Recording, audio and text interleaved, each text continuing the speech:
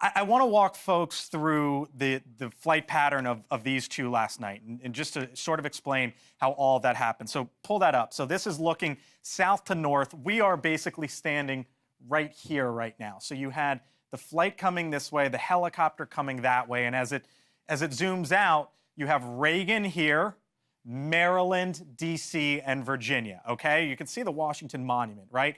And this is one way to sort of show you how close this all is. I mean, I could take off my microphone right now and be at Reagan probably in 7 or 8 minutes. It's that close, all right? Now let me show you the other airports in this region, right? So we have DCA, it's in Virginia physically, but we have another one in Virginia. That's Dulles, that's 23 miles away. You can go out to BWI, that's in Baltimore, 26 miles away. Basically, these are 40-minute drives or so, give or take 30, 40 minutes in. But again, Reagan in the heart of this area here. And so one of the conversations here, Linda, last year was about adding more traffic, basically, to Reagan and whether or not it can handle it. Yeah, and this is actually a pretty long-standing discussion. I can tell you that I probably heard from the airlines more than any other private stakeholder during the time that I was there. And it's always about DC slots, exactly. Why? So ultimately, as you pointed out, the airport was built for far less traffic than it has taken on over the last couple of years. And what the airlines were doing is they were arguing for their stake in a new slot. There's also a part of the slots and perimeter rule where there is a rule that you cannot have a nonstop flight that is further than 1,250 miles from DCA. Okay. So there's a lot of turn that's happening. If you want to put it into real context, you're looking at that one main runway, runway 19, 6,869 feet long, which is short by today's standards.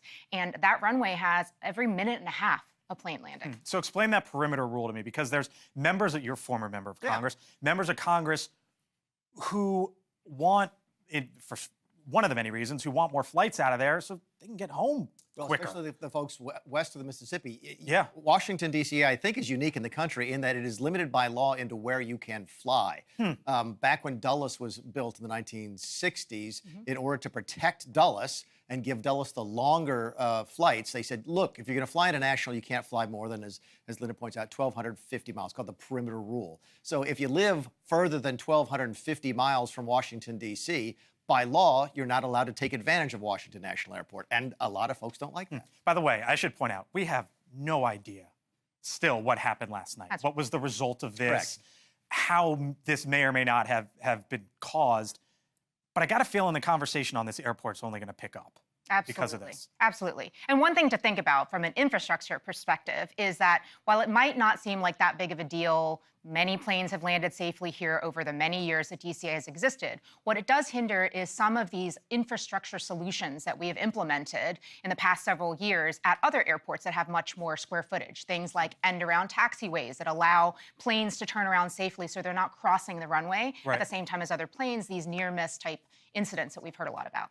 You still have lawmakers who want to keep this thing up and running as big as possible. John McCain, the late John McCain, refused to fly nonstop between Washington and Phoenix for years. Here's why. McCain's refusal to take the nonstop was his way of stubbornly sticking to a vow he made in response to criticism that he wanted the flights only so he could shorten his commute. Yeah, again, I think the fact that if we're focusing on the airspace around DCA as a cause of this accident, I think that's really getting ahead of things. Okay. And every time we looked at the airport when I was in the administration, it was the infrastructure on the ground that was really the limiting factor, more than limiting infrastructure in the air. But that's another story. You could also talk about the fact that the technology they're using in the FAA is from the 1980s. That's not we're not making that up. In fact, cross country, we still follow the same routes that Charles Lindbergh laid out in the 1920s, not making that up. That was fascinating from Billy Nolan about the technology. Like, this is the moment to sort of look at technology going forward.